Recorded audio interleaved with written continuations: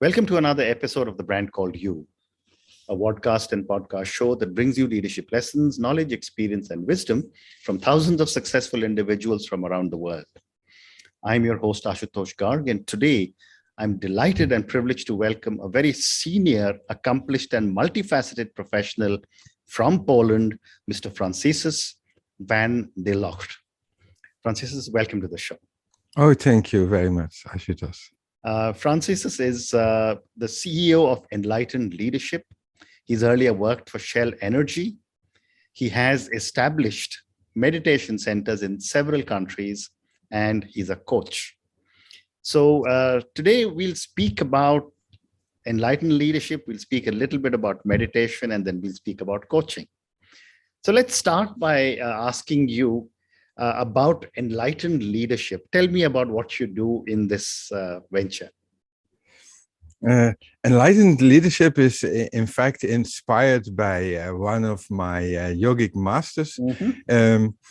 I saw such a harmony in him, and he was a very accomplished person. It was not a yogin who was sitting in the mountains in a cave, but he was a householder. It means a married person, and he was doing his job very quietly. And on top of that, he had his kind of organization where he was teaching us youngsters how to set up life well. He was a great inspiration for me. And what he often did, he managed by silence. He was a person who could just, by his silence, provoke questions. People would ask a question, and he would give them in that way a direction in life or a direction in their business.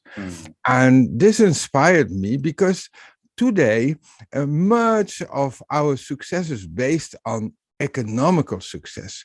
But economics is only a part of life. We should be happy, and we should be able to lead our organizations also to very human and lofty purpose for our societies. So he inspired me to take business to a larger whole, to a whole where you can really achieve things which are good for society without losing money. The prosperity of money can be the same or even better, but we should make our goals larger, more human, more serviceable. Yes, that was a great inspiration for me, which I want to lie in enlightened leadership.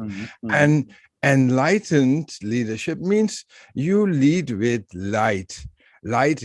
If you have more light around you, you see more what can be improved. I give you an example. For instance, I'm coming out of my winter. In winter, everything is dark, and I'm in my room. And in spring, there's a lot of light, and I see, oh, there's a patch of dust which I can remove. Oh, and I think everybody has that spring of cleaning. Correct. And in enlightened leadership, it's the same. I'm just giving inspiration. I'm giving love.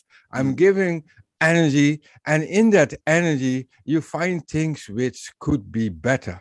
You know, without looking to how bad you are. We all are a little bit bad and a little bit good, and we want to be better. But if I'm giving light, and it is light, just human light and love, you can see more. And on around this idea, enlightened leadership is based. Wonderful. And you work with corporates to be able to take your message to them? I just started up, and I have some small companies which I'm working with individuals, and of course in Shell it was an interesting kind of interaction. I was trying out my thoughts. I had contact with all levels in Shell. I talked with Ben van Beurden. The main topic which I had with the CEO of Shell was we should make energy cleaner and cheaper. Wonderful. I can tell you it's a big challenge for a company like Shell because, you know, very much focused on their financial stakeholders, to satisfy their financial stakeholders. And of course, this idea of making a greener and better world sometimes is more in the words than in the actions. Still, however, I feel a company like Shell is taking forward. They all have the young generations. You say your public is about 34 and younger. No, this is the generation who wants to change this world. They don't want to live in a world where oil fields are left and a blemish for many generations to come. They want clean energy. There is a great possibility of clean energy. And in Shell, yes, I must say, there is some heavy elements in Shell which needs to be pushed forward. And I can tell you one thing, Ashutosh, it is easier to consult smaller companies.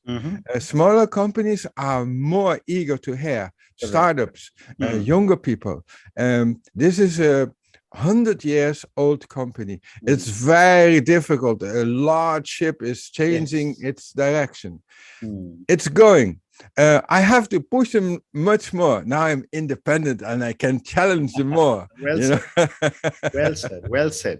So, Franciscus, you also say that you have been inspired by yogis from the Himalayas. That's right. How did you get in touch with them? And what were your learnings from them? Ashutosh, when I was young, I was inspired. I went to the bookshop and I was reading a book about Ramana Maharishi, Paul Brunton. You might have known these books. He was an English person who was sitting at the yogin Ramana Maharishi. And I was very young. I think I was 14 or 15. It interested me. So the only thing I could imagine, I put my legs up in the bed before sleeping, and then I sleep better. And this was my beginning of a kind of interest in yogis. When I was 18, I was meeting Maharishi Mahesh Yogi from the Beatles. He was a famous yogi spreading his meditation. And I did a lot of meditation. I liked it. It was giving me a lot of energy and bliss, and that's why I advocate meditation to be more energetic, more harmonious, more lively. And later, I had a dream, a fantastic dream. It was a dream. How to explain it to our Western public? About a dancing yogin. If I tell you, you know who it is. Shiva Natras. Shiva Natras. He was imposing on me the great mantra Om Namah Shivaya very strongly. And after that, of course, I was repeating this mantra as much as I did. I could. And I was drawn to the Himalayas and met his disciple, about which I said he was a householder. It was he was called Muniraj Maharaj. He was a simple householder.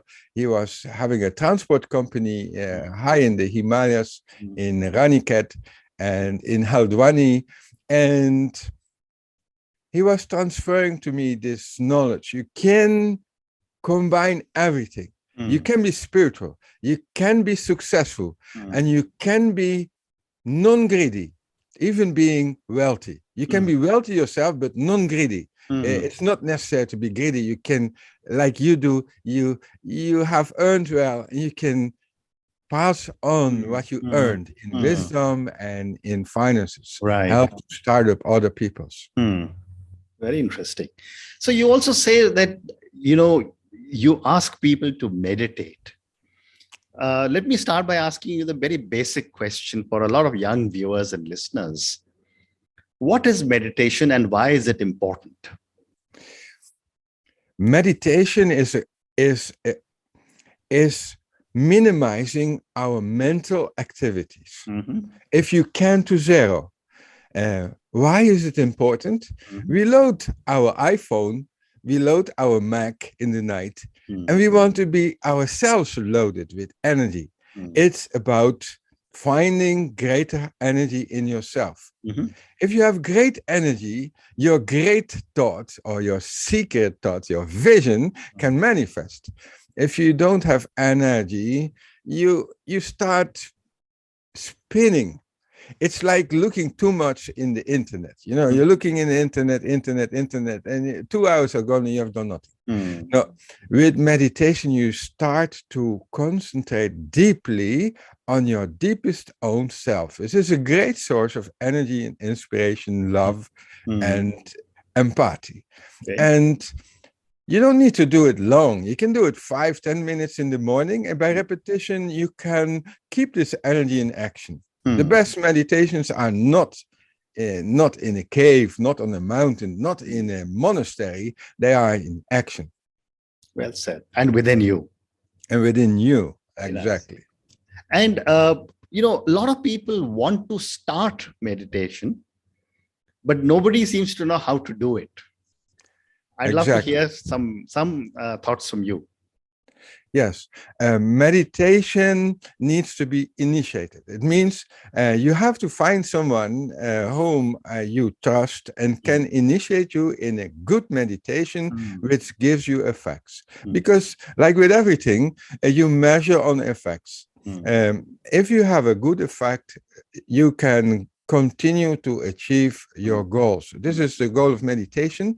And without initiation, like when I was young, I was 14, I just put my legs up in the bed, and this was my meditation because I didn't have a teacher. But after having several teachers, this meditation becomes powerful, effective. Meditation in itself has no sense, like brushing the teeth. You're brushing your teeth in the morning, you only want to have white and clean teeth. And the same is with meditation. You want to have a clean, white and bright mind to start the day. And this is what meditation is about. I think there's a lot of misunderstanding, Ashutosh, about meditation, because people think, I have to be spiritual, I have to be good, and I have to retire, and I have to sit for hours. It's not true. A good meditation, 5-10 minutes. You're not going to brush your teeth for many hours. And the same with meditation. 5-10 minutes is enough. Fantastic.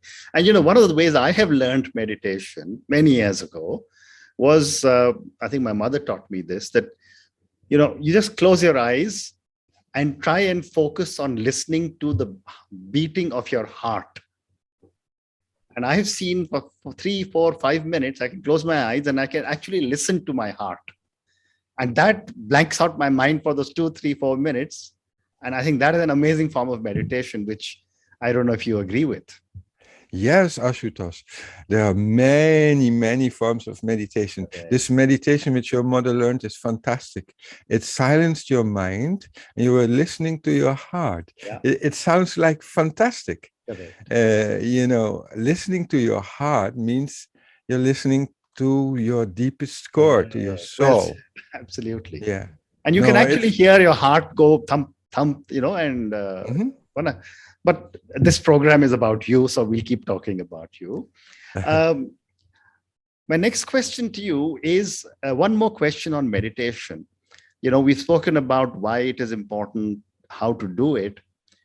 What are the benefits that an average human being will get through meditation?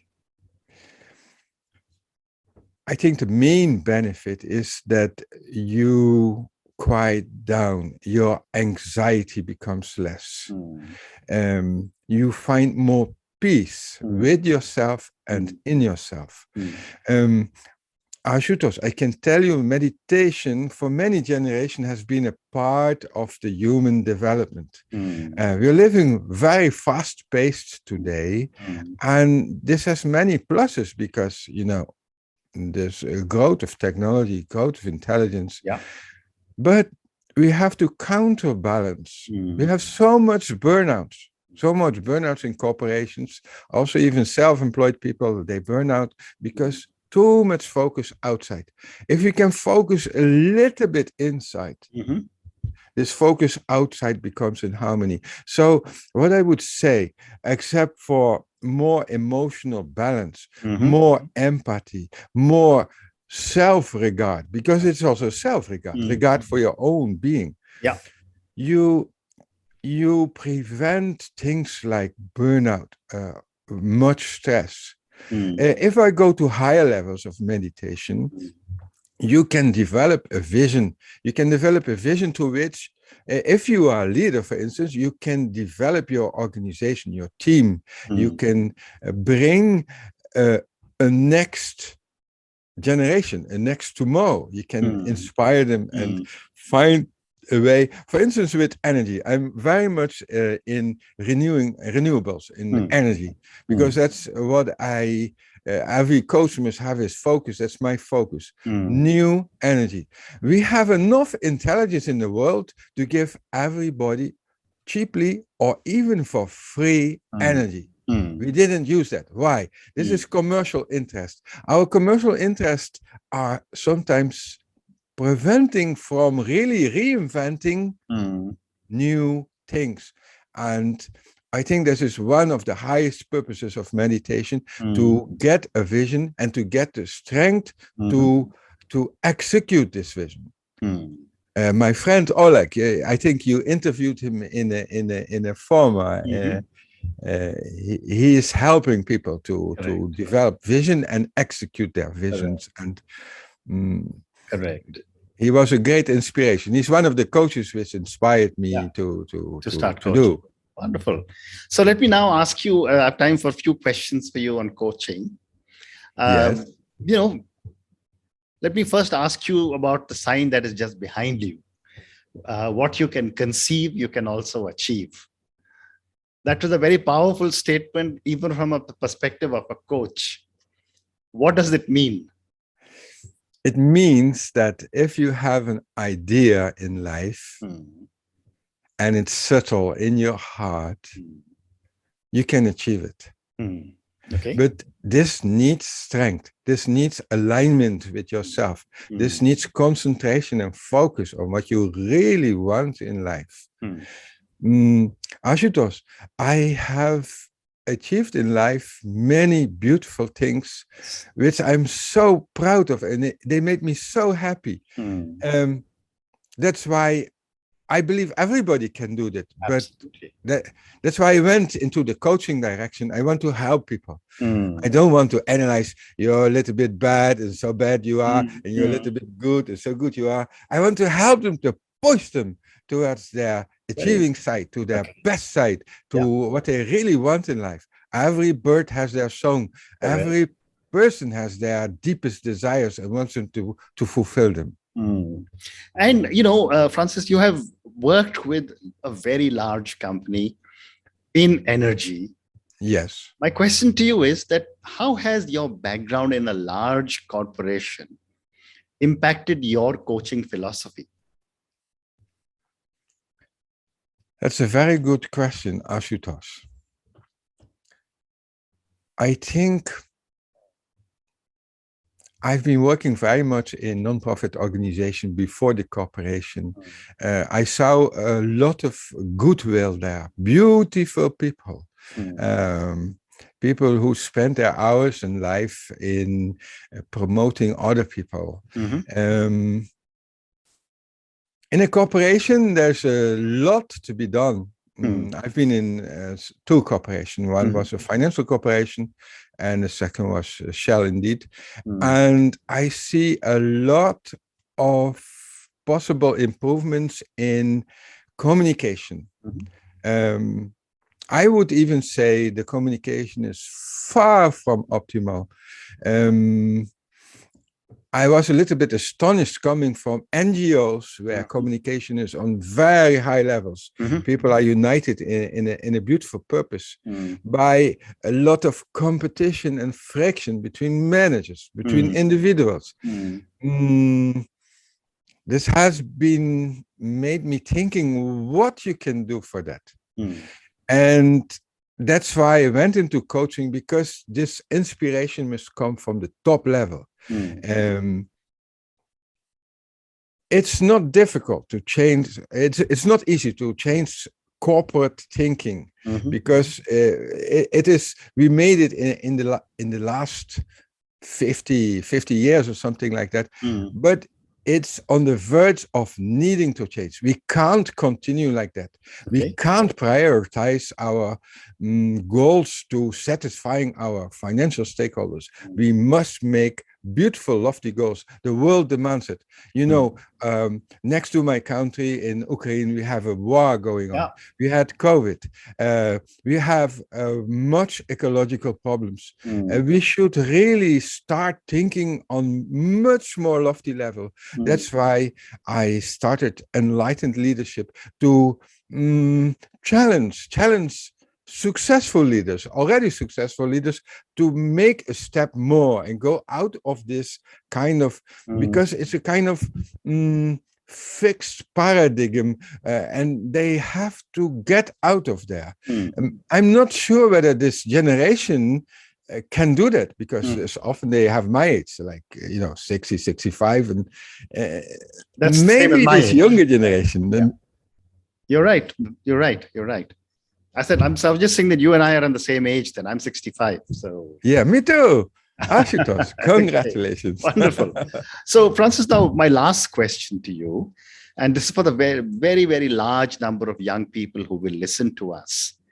Based on the amazing life that you have had in NGOs, with large corporations, as a yogi, as someone who practices meditation, what would be 3 lessons that you would like our viewers and listeners to take away?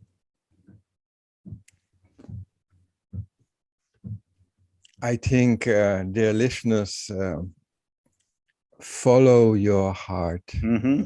Ashutosh shared his experience of a very simple meditation. If you can't afford to find a teacher, or you don't find a teacher, follow his advice. Listen to your heart 5 minutes in the morning. That's a beautiful advice. I would rather advise, find a teacher, get to enlightenment. Enlightenment in this special times you can achieve. I would say a second advice is, yes, build in this discipline of meditation. Love the world, but also love yourself. Be respectful for yourself, for your own heart and deepest desires in yourself, and watch them, find them out what they are, and try to realize them. Not by force, but by love for yourself. Wonderful. Francis, on that note, and your amazing advice of follow your heart, build in the discipline of meditation, and love yourself, thank you so much for speaking to me. Thank you for talking to me about enlightened leadership and how you are supporting so many people to enlighten themselves and become better leaders.